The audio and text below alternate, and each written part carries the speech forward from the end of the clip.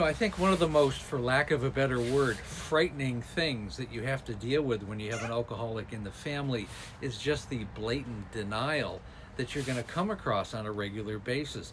Just the rationalization that the alcoholic in your family will create in their head.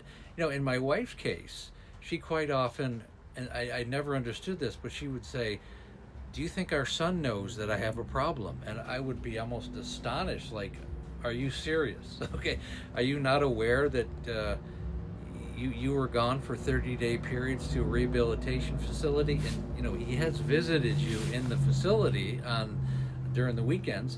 Are you not aware that 3 nights out of 7 you're passed out in the middle of the family room? I mean, did we walk over the top of you? You're not aware of that?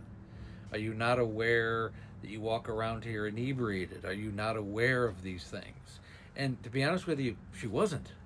And that was the scary part, is that she was not cognizant of how she was affecting the people in her life. She had no problem being, dissident with me. She knew that I had a problem because I'm the one that brought it up, and I was the one that enacted a lot of very tough love and came down hard on her.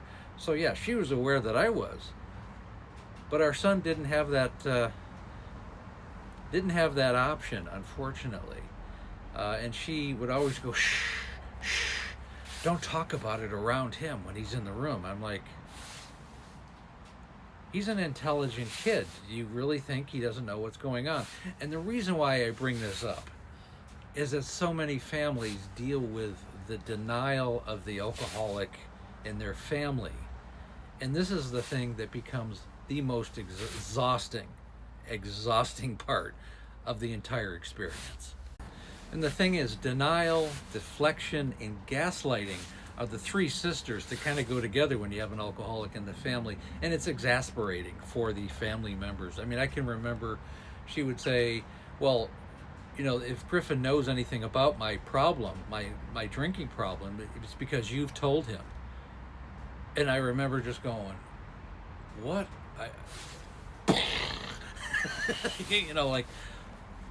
And I thought, are you messing with me? Do you honestly think that our son does not know that you walk around here inebriated half the time?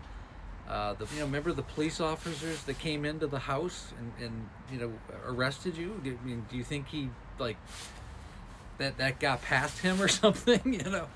And it's sad. It's really sad. And then the gaslighting. I didn't drink that much. Or you're the problem. You didn't get me enough wine that night. That's why I had to go to, that's why I was detoxing, and all these types of conversations. And I know they're very relatable for other family members. When you're starting to have these kind of, and I call them drunk logic conversations, the person has some serious mental issues, and they don't have the ability to they don't have the ability for self-awareness.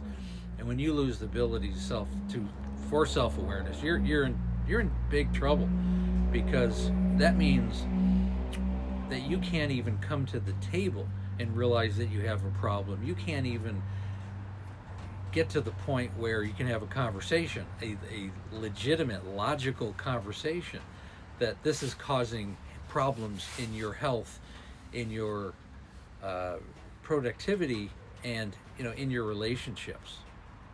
You don't have the ability to do that anymore.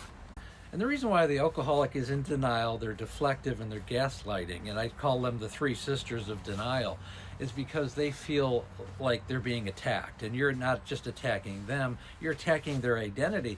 The alcohol for them, and if you're broaching the subject of alcohol, it's become their solution. It's the solution to their repressed emotion, their anxiety, their stress, or whatever the plethora of reasons why people drink.